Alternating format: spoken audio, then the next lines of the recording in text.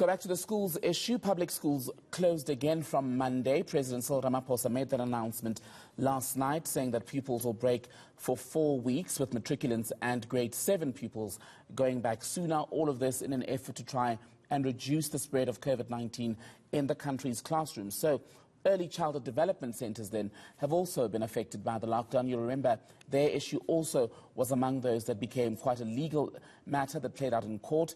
To be operational, they have to substantiate that precautionary measures are in place and that the young ones are safe. To discuss this, we're joined by Arno van der Merwe, the CEO of SA Childline. Arno, a very good afternoon to you. So, having heard the President there announcing the closure of public schools in the interest of keeping children and teachers safe, are you likely to make a similar decision?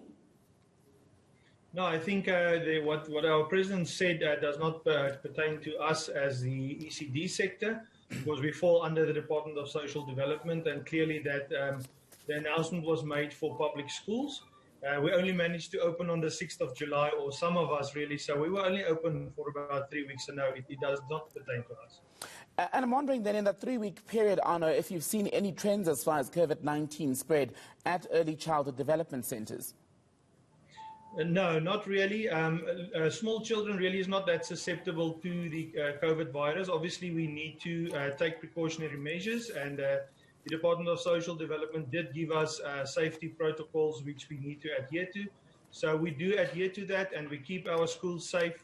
We keep them clean, but no, there was no spike really in infections that we could have seen.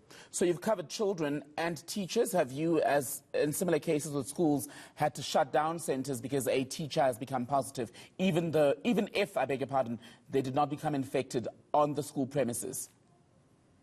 So the protocol says that when a person comes into the school area, before they actually enter, they need to get their measurements taken and so forth. So if there's any issue or thing that we might think, okay, there's an issue, that staff member goes home, so he doesn't go into the school at all. There was 1 or 2 cases maybe of a child or a staff member that became ill, and then again we followed the protocol, or the ECD centres followed the necessary protocol that they had to follow to make sure that the place is then clean. Beyond the issue of children not being super spreaders for COVID-19, what would inform your decision to either remain open or close? I think it's imperative that children need, for their development, cognitive development, social skills development, for nutrition's sake, children need to attend school or to attend the early childhood development phase of their life. So it's imperative for them to stay there. The staff members is equipped and trained well to help with the social distancing. Obviously, for children, that is a more difficult task.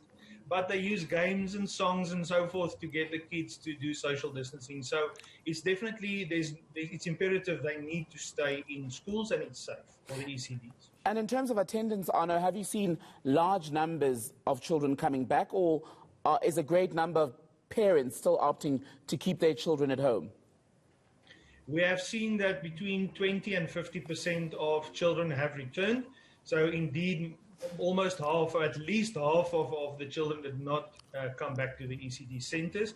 But it might be a factor of, because of the economy and because of the lockdown, it might be a financial factor, not necessarily a factor of parents not wanting to bring their kids to school because of the virus. 20 to 50% attendance cannot be great for the bottom line. How are your members getting by then with that shortage in income? Look, I believe for everybody in this time, everybody economically is taking it bad. Again, for them as well. So we're just trying to survive at this moment.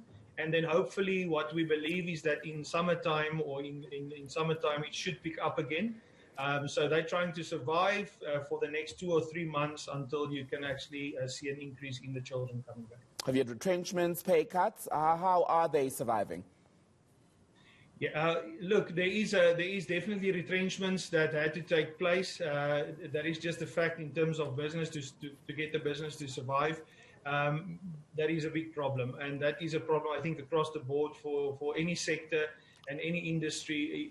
That was part of that. And then also parents not paying because they're not getting a service, so they're not necessarily paying the school fees as well. So it's really a double whammy, if you like. It's a It's not a good situation at this moment for the schools.